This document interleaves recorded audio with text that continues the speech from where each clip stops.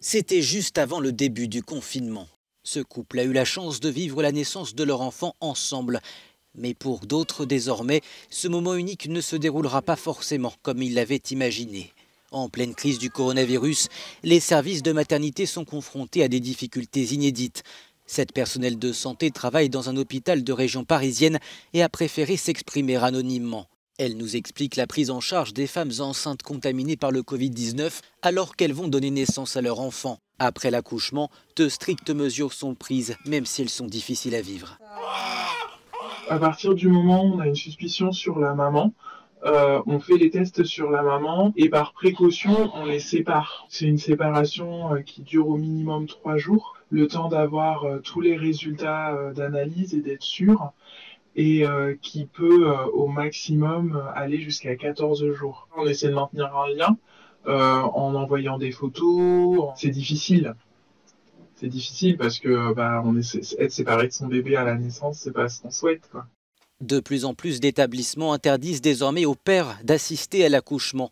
Ce n'est pas le cas partout, mais après la naissance, les précautions s'imposent. Après l'accouchement, toutes les visites sont interdites, donc le papa ne voit pas ni sa femme ni son bébé.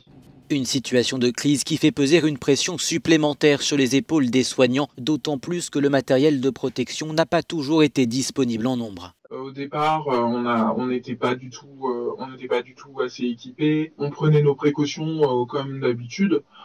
Jusqu'au jour où on nous a demandé de mettre des masques en continu, sauf que en fait les masques, il n'y en avait pas assez. Désormais, plus de matériel serait disponible et des mesures ont été prises pour réduire le risque de propagation du virus au sein de la maternité. Toutes les patientes qui se présentent aux urgences avec des symptômes ou qu'on connaît déjà positifs, elles ne rentrent pas par la même porte. Elles ont des box dédiées aux urgences et on va essayer de limiter par exemple le nombre d'allées et venues à la maternité en ayant mis en place la téléconsultation pour les patientes qui ne présentaient pas un risque majeur pour leur suivi de grossesse. Difficile à ce stade d'évaluer avec précision les possibilités de transmission de la mère à l'enfant pendant la grossesse. Mais le décès d'un nourrisson aux États-Unis, un cas rare, invite néanmoins les soignants à la plus grande prudence.